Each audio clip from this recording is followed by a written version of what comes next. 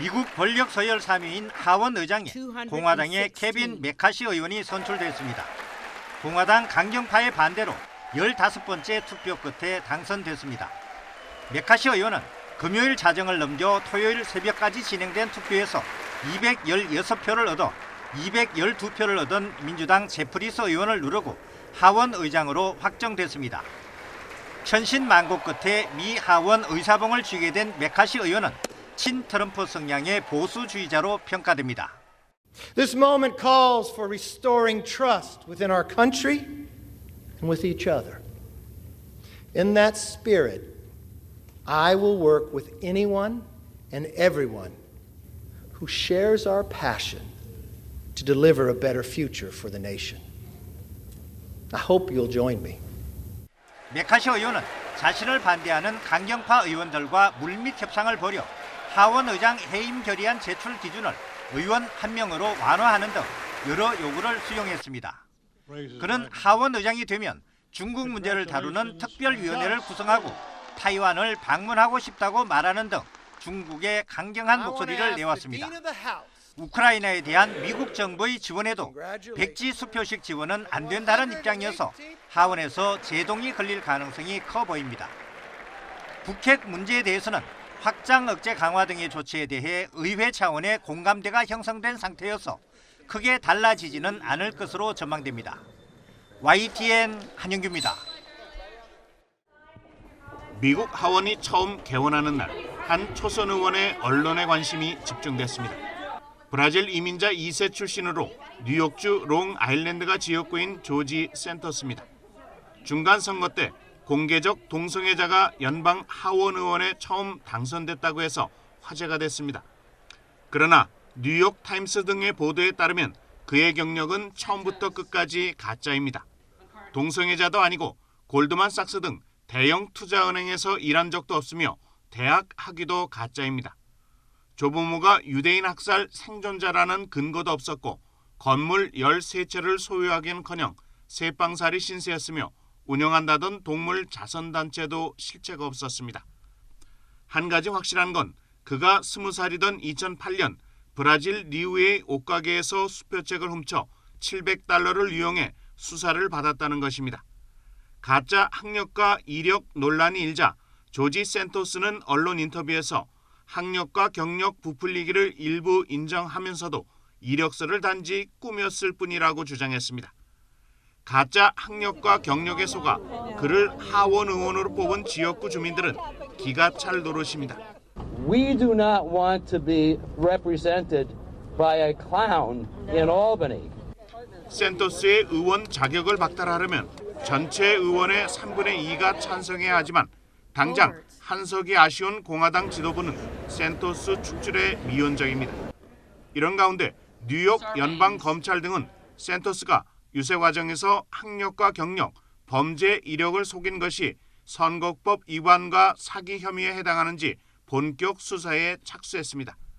브라질 검찰도 2008년 센토스의 수표책 절도 사건을 다시 조사하기로 했습니다.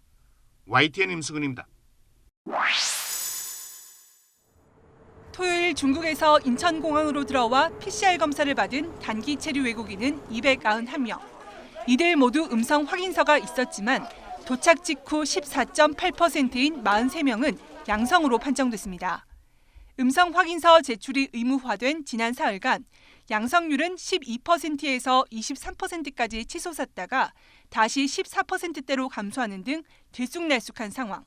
다만 음성 확인서 제출 직전 사흘과 비교하면 검사자 수가 줄고 양성률도 크게 낮아졌습니다.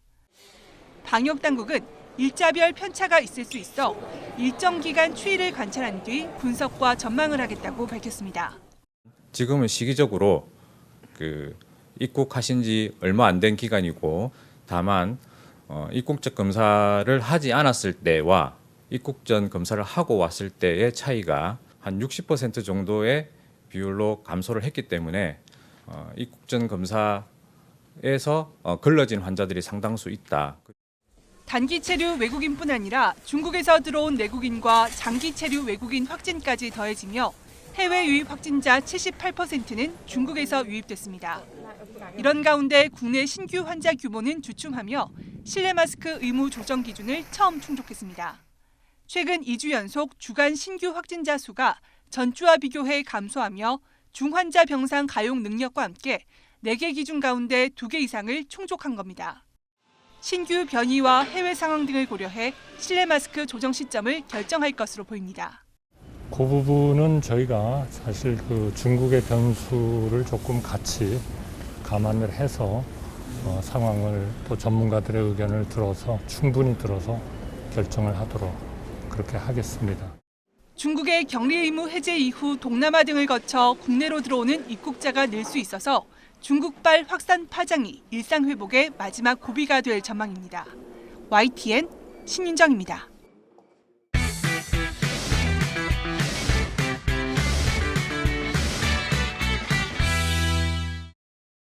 올해 기준금리를 결정하는 금융통화위원회는 모두 8차례. 첫 회의는 이번 주 금요일 열립니다. 이번에도 0.25%포인트를 인상할 것이란 전망이 유력합니다. 여전히 목표치를 웃도는 물가 상승률이 가장 큰 고민거리입니다. 물가 목표치인 2%를 웃도는 높은 수준이 지속될 것으로 예상되는 만큼 물가에 중점을 둔 통화정책 운영을 이어나갈 필요가 있겠습니다. 이번에 올리면 사상 초유의 7연속 인상입니다. 빠르게 둔화하는 경기를 생각하면 한 번 정도 동결하자는 의견이 나올 수도 있습니다. 하지만 미국이 이달 말 또 한 차례 금리를 올릴 것으로 예상돼 한미 금리 차 부담도 인상안에 힘을 싣고 있습니다. 아직까지 물가 상승률이 높은 수준을 유지하고 있고 미국의 추가 금리 인상 가능성이 남아있음을 감안하면 이번에 0.25%포인트 금리 인상이 이루어질 가능성이 높아 보입니다. 최종 금리 전망은 엇갈립니다.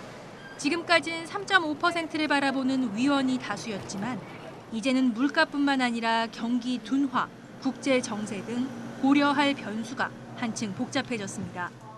인플레이션이 지속되고 있어서 최종적인 금리 수준에 대한 예측은 어려운 상황이고요. 현재와 같은 물가 상승세를 제어하기 위한 기준금리 인상 요인은 여전히 남아있는 것으로 생각됩니다. 3.5% 정도가 국내 경제가 감당할 수 있는 이런 금리 수준이라고 보시면 될 것 같고요. 지속적으로 이제 기업 부채들이 늘어나면서 이제 기업 부채에 대한 이자 비용도 상당히 늘어나 있는 상태거든요. 기준금리 상단이 연 3.5%에서 멈춘다면 이번 인상 이후엔 올해 더 이상 금리 인상은 없다는 얘기입니다. 하지만 0.25%포인트 인상이더라도 또 한 번 대출금리는 출렁일 거로 예상됩니다. 이미 주택담보대출 금리 상단이 8%를 넘기면서 금융당국이 대출금리 인상 자제를 당부하는 등 지나친 이자 장사에 제동을 걸고 나섰습니다. YTN 김지선입니다. 빚이 많아 집을 팔아도 세입자한테 보증금을 돌려주기 어려운 사례가 많은 것으로 확인됐습니다. 보증보험에 든 임대사업자가 가진 주택 가운데 절반 이상이 깡통주택으로 조사된 겁니다. 주택도시보증공사 자료를 보면 법인과 개인 임대사업자가 보증보험에 가입한 주택 수는 70만 채가 넘습니다. 이 가운데 부채 비율이 80% 넘는 집만 54%에 달합니다. 자기 자본 없이 그냥 여러 경로를 통해서 여러 채의 집을 사고 그걸 임대사업으로 전환해가지고 하고 있는데 취약성이 굉장히 심각하다. 허그의 재정 상태도 상당 부분 손실을 가져올. 개인 사업자에 한정하면 이런 깡통주택 비율이 가장 높은 곳은 서울 강서구입니다. 대규모 전세 사기를 벌이다 숨진 빌라왕이 집중적으로 주택을 사들인 곳이기도 합니다. 모르냐, 빌라왕 이사단이 났다 그러면서 그때 알려주는 게 허구입니까? 문제는 경매로 집이 팔린다 해도 집주인이 내지 않은 세금이 많다면 보증금을 돌려받기 어렵다는 겁니다. 주택에 걸린 압류가 여러 건일 때 세금을 가장 먼저 갚아야 하기 때문입니다. 개인정보가 좀 민감하다 보니까 집주인들 같은 경우에는 자기 체납 내역을 안 떼어주죠, 보통은. 이게 체납된 세액이 있으면 그게 우선순위가 돼버리잖아요, 경매 절차에서. 내 보증금을 돌려받지 못하게 되는 그런 문제가 생기는데 정부가 오는 4월부터 보증금이 일정액을 넘는 전셋집은 주인 동의 없이도 체납액을 확인할 수 있게 한 이유입니다. 또 전세 확정일자 이후에 생긴 종합부동산세 등 당해세는 보증금보다 변제 순위를 뒤에 두도록 해 임차인 보호를 강화하기로 했습니다. YTN 이영훈입니다. 이르면 4월부터 오르는 대중교통 요금. 서울 지하철과 시내버스, 마을버스 모두 300원 인상이 유력합니다. 교통비가 20-30% 넘게 비싸지는 겁니다. 월화수목금 매일 출퇴근할 때 버스를 이용하는 편인데 그게 기본적으로 이용하는 거라서 뭐 왕복 600원 정도 오른다 치면은 좀 적지 않은 부담인 것 같은데. 시민 부담에도 요금을 큰 폭 올리는 건 심각한 대중교통 적자를 방치할 수 없다는 이유에서입니다. 그렇다면 이번 조치로 적자난이 해소될까? 다소 숨통은 트이지만 역부족이라는 게 전문가들 진단입니다. 서울 지하철은 현재 비용 대비 수입격인 1인당 운송원가 대비 평균 운임이 지난해 기준 56%, 버스는 63%에 불과합니다. 요금을 300원 올리면 이 비율이 70%대로는 올라갑니다. 하지만 여전히 비용이 더 나가 운행할수록 손해가 나는 구조는 면치 못합니다. 물가와 인건비는 계속 오르는 가운데 코로나 여파로 승객은 줄어 적자가 워낙 누적됐기 때문으로 요금을 올려도 여전히 1조 원 넘는 대중교통 운영 손실이 불가피한 겁니다. 게다가 인구 고령화는 악재입니다. 불과 2년 후면 지하철 무임승차 대상인 65세 이상 시민이 5명 가운데 1명꼴로 늘어납니다. 공짜 승객이 늘면 운임 손실이 급증할 수밖에 없습니다. 노인들이 점점 많아지기 때문에 시간이 흐를수록 이 부분은 더 압박이 될 것이고요. 일회적으로 300원 인상을 한다고 해서 그간의 누적된 적자를 해소하거나 향후에도 수입 비용을 이제 균형을 맞추기에는 어려울 것이다 이렇게 보는 건 맞고요. 장기적으로 인구 감소와 노후화된 시설까지 고려해 더는 미루지 말고 근본적인 해결책을 모색해야 한다는 지적이 나옵니다. 무임승차 나이 기준을 올리거나 무임승차 시간대를 설정하는 식의 다양한 방안을 공론화해야 할 때라고 전문가들은 강조합니다. YTN 차유정입니다. 미국 라스베이거스 베네치안 엑스포 센터. CS 대기업 전시관에서 차로 10분 정도 떨어진 이곳에 다양한 스타트업 기업들이 둥지를 틀었습니다. 단연 눈에 띄는 건 AI를 활용한 혁신 기술입니다. AI가 학습한 데이터를 바탕으로 글쓰기 훈련을 도와주는 플랫폼부터 아이들의 언어 발달을 돕고 함께 시간을 보내는 AI 인형까지 등장했습니다. 많은 부모님들이 사실 하루 종일 아이들과 대화를 해주기는 많이 힘드시잖아요. 그래서 이 타티가 부모님을 도와서 아이들과 놀이를 통한 즐거운 교육을 할 수 있는 그런 제품이 되도록 하겠습니다. 날로 관심이 높아지는 건강 관련 분야에서도 스타트업의 아이디어가 돋보였습니다. 가상 공간에서 여럿이 함께 달리는 것은 물론 실시간 자세 교정까지 가능한 메타버스 플랫폼도 등장했습니다. 카메라를 통해 AI가 사용자의 신체를 분석하게 되는데요. 실시간 분석이 끝나면 화면을 통해 잘못된 자세를 알려주게 됩니다. 순식간에 자신의 건강 상태를 확인할 수 있는 기기도 있습니다. 작은 장치를 손에 쥔 채 5초를 기다리자 체지방과 골격근량 등 구체적인 수치가 화면에 나타납니다. 혹시 위험 수위는 넘지 않을까라고 걱정하시는 분들 많으실 텐데요. 그런 분들이 이제 바로 실시간으로 한 5초 정도의 시간만 할애하시면 바로바로 어느 정도 체지방이 변화되는지를 이제 아실 수 있고요. 규모는 작지만 뛰어난 아이디어로 주목받은 한국의 스타트업 기업들. CES를 기회 삼아 더 높은 도약을 준비하고 있었습니다.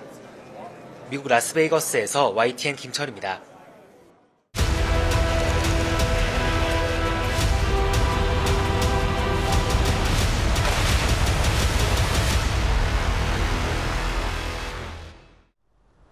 우크라이나 도네츠크주 크라마토르스크에 있는 한 대학교의 기숙사 건물입니다.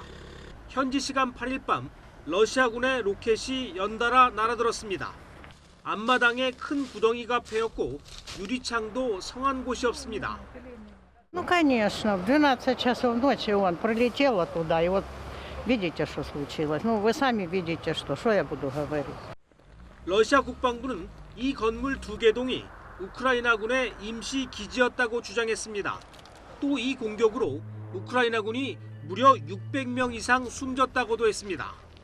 В ответ на преступный удар киевского режима в первые минуты января 2023 года по пункту временной дислокации российских военнослужащих в населенном пункте Макеевка Донецкой Народной Республики 마키유카 포격 사건은 러시아가 공식 확인한 사망자만 89명에 이를 정도로 피해가 컸는데 러시아군이 이번에 7배 이상 보복했다는 겁니다.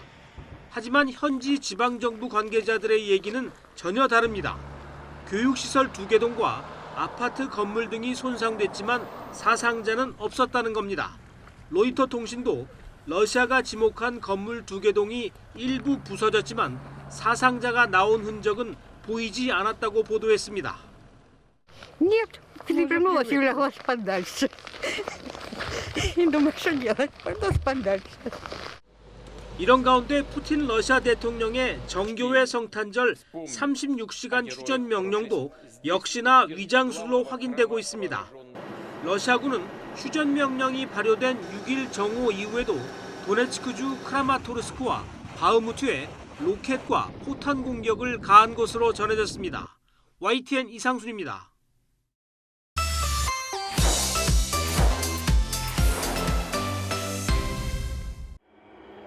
(3년) 만에 격리 없는 인적 왕래를 재개한 중국과 홍콩. 양측은 접경 지역 7개 검문소를 통해 하루 6만 명씩 양방향 여행객의 입경을 허용했습니다. 그동안 중국에 갈 엄두를 내지 못하게 했던 강력한 방역 조치가 34개월 만에 사라지자 중국으로 가는 여행객들이 크게 늘었습니다.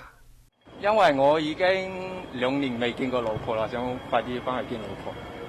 上次我来香港的时候是等了有半个月，最后没办法回不了国内，我就回到土耳其去了啊。 그동안 억눌려왔던 중국인들의 이동 욕구는 국내 여행에서도 폭발할 것으로 보입니다. 지난 3년간 당국의 각종 이동 제한 조치와 권고 속에 귀향을 포기했던 수억 명의 농민공들이 중국에 서린 춘제를 맞아 이른바 보복 귀향에 나선다는 것입니다. 다음 달 15일까지 40일간의 춘제 특별수송기간 동안 21억 명에 육박하는 인원이 움직일 것으로 중국 정부는 예상하고 있습니다. 지난해 같은 기간보다 무려 99.5% 늘어난 수치입니다. 이에 따라 춘제 기간 귀향 인파로 인한 농촌 지역의 감염 확산 방지가 중요해졌습니다. 방역 규제가 대부분 폐지됐기 때문에 마스크 착용 등 개인 방역에 의존할 수밖에 없는 상황이라 중국 당국의 우려가 커지고 있습니다. YTN 김진호입니다. 전쟁 같은 총격전이 휩쓸고 지나간 자리. 도로 곳곳에선 250여 대의 차량이 불에 타거나 피해를 입었습니다. Dijeron váyanse, dicen, porque está muy duro la balacera y nos tuvimos que ir, no trabajamos, nos fuimos temprano de aquí. 멕시코의 마약 조직 시날로아 카르텔의 실권자 오비디오 구스만의 체포에는 특수부대 요원 200명과 공격용 헬기 블랙 호크까지 동원됐습니다. 마약 조직은 이에 맞서 59경 중기관총을 난사하면서 헬기 2대가 피해를 입기도 했습니다. 멕시코 정부는 오비디오 구스만 체포 과정에서 군인 10명과 갱단 19명이 숨졌다고 밝혔습니다. 또 최소 35명의 군경이 다쳤지만 동시에 21명의 마약 조직원을 체포했다고 강조했습니다. 체포된 오비디오 구스만은 고아니 사모만 알티플라노 교도소에 수감됐습니다. 마약왕 엘 차포의 아들인 오비디오 구스만은 아버지를 대신해 멕시코에서 마약을 만들어 왔습니다. 미국 정부는 구스만이 11개 시설에서 매달 1,300에서 2,200kg의 필로폰을 만든다고 보고 있습니다. 2018년 미국은 구스만을 마약 밀매 혐의로 기소하고 현상금 500만 달러까지 걸었습니다. 멕시코는 이번 체포 작전이 다음 주로 예정된 조 바이든 대통령의 자국 방문과 무관하다고 강조했습니다.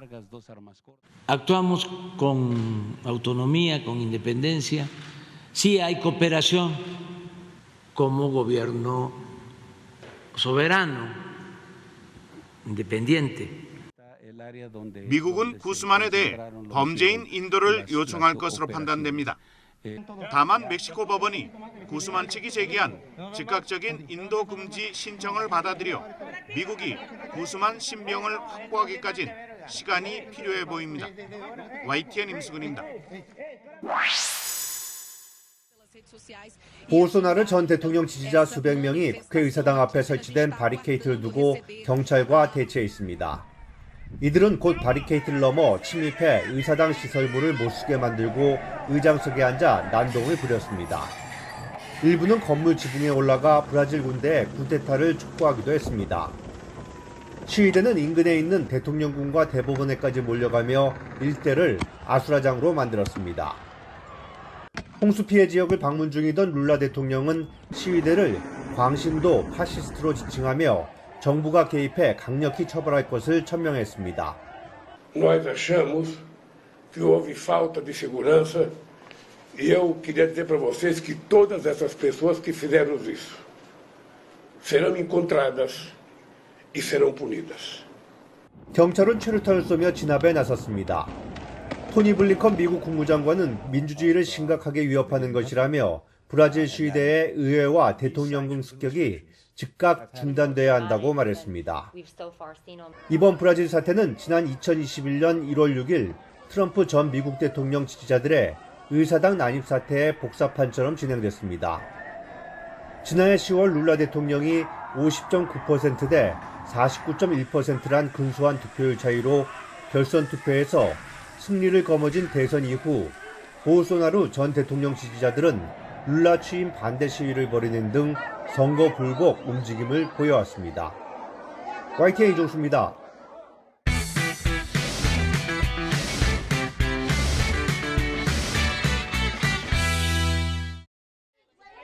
(2023년) 최대 규모의 월드 투어 공연 일정을 예고한 가수는 블랙핑크입니다. 지난해 10월 서울을 시작으로 북미와 유럽 15개 도시를 찍은 블랙핑크는 새해에도 오는 6월까지 아시아와 오세아니아를 돌며 대장정을 이어갑니다. 특히 여성 뮤지션들에게 문턱이 높은 사우디아라비아와 아랍에미리트에서는 전 세계 걸그룹 최초 단독 콘서트입니다. 미국 빌보드 메인 앨범 차트 1위 기록을 2번이나 달성하며 넥스트 BTS로 꼽히는 스트레이키즈도 올해 18개 도시 42회 규모의 월드 투어 데뷔를 장식합니다. 기세를 이어받아 NCT 127은 오는 9일 미국 시카고를 시작으로 북남미 7개 도시 무대에 서고 트로트 왕자 가수 임영웅 역시 다음 달 미국 LA에서 첫 콘서트를 열고 해외 진출의 포문을 엽니다. 한국 관객들을 잡기 위한 해외 유명 팝스타들의 움직임도 시작됐습니다. 팝의 거장 마이클 볼트는 오는 14일부터 이틀간 고척돔에서 지난 2014년 이후 9년 만에 내한 공연을 하고 록의 전설 브라이언 애덤스도 오는 3월 29년 만에 한국 팬들과 만납니다. 내한 공연 소식으로도 음악 커뮤니티를 들끓게 했던 슈퍼스타 해리 스타일스는 오는 3월 봄에 한국을 찾습니다. 이 팬데믹 시기 동안 공연을 접하지 못했던 아티스트와 관객들의 어떤 억눌려져 있던 욕망 같은 것들이 도드라지게 나타나지 않을까 하는 생각이 들고요. 엔데믹 전환으로 전 세계 무대가 다시 활력을 되찾으면서 새해부터 공연장이 풍성하게 채워지고 있습니다. YTN 차정은입니다. 왼손은 거들 뿐. 1990년대 전 세계 판매량 1억 7천만 부를 기록한 스포츠 만화의 전설 슬램덩크. 우리나라에서만 1,450만 부가 판매됐고 왼손은 거들 뿐이라는 유행어까지 만들었던 슬램덩크가 26년 만에 극장판으로 부활했습니다. 북상고 농구부 5인방의 도전과 열정에 열광했던 3040 세대의 호응 속에 개봉 첫날에만 6만 명이 넘는 관객이 극장을 찾았습니다. 대사 하나하나가 되게 주옥 같아가지고 그런 것들이 다 생각났고 마지막에 하이파이브하는 장면 있잖아요. 서태웅이랑 강백호. 그 장면을 좀 더 생동감 있게 볼 수 있어서 좋았습니다. 강백호, 서태웅의 대결이 아닌 가드 송태섭을 주인공으로 했고 원작의 마지막 경기였던 산왕 공고전을 통째로 담았습니다. 원작자 이노우에 다케이코가 각본과 감독을 맡아 3D 애니메이션을 도입해 입체감을 살렸고 실제 경기를 보는 듯한 전개가 긴장감을 고조시킵니다. 일단 기본적으로 박진감과 속도감이 굉장하고요. 그 애니메이션의 어떤 퀄리티가 결국에는 동시대의 훨씬 더 진보한 기술 안에서 더 생생하게 구현되고 있다는 걸 눈으로 목격하는 순간 자체가 사실 굉장히 좀 소름 끼치게 감동적인 부분들이 있어요. 방학을 맞은 어린이 관객을 겨냥한 애니메이션 개봉도 이어지고 있습니다. 9개의 목숨 가운데 단 한 번의 살만 남은 과거의 히어로 장화 씨는 고양이가 친구들과 함께 마지막 모험을 떠납니다. 애니메이션 슈렉의 스핀오프 작품으로 11년 만에 2편으로 돌아와 두려움을 극복하는 용기와 친구와 가족의 소중함을 담았습니다. 진정한 사랑을 찾기 위해 모험을 떠나는 왕자의 이야기 프린스 차밍도 극장가를 찾아옵니다. 슈렉 제작진이 기존 동화를 재해석해 만든 애니메이션으로 에이브릴 라빈과 시아 등 정상의 뮤지션들도 참여해 관객의 귀를 사로잡습니다. YTN 홍상입니다.